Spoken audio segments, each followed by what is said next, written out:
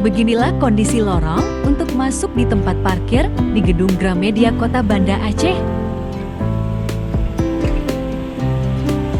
Beginilah seharusnya tempat parkir yang ideal pusat perbelanjaan di kota besar.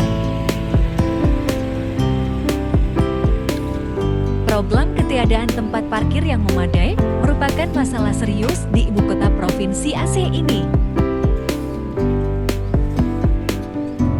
Sangat jarang kita jumpai tempat parkir yang ideal seperti yang ada di Gramedia Jalan Tenyak Makam ini.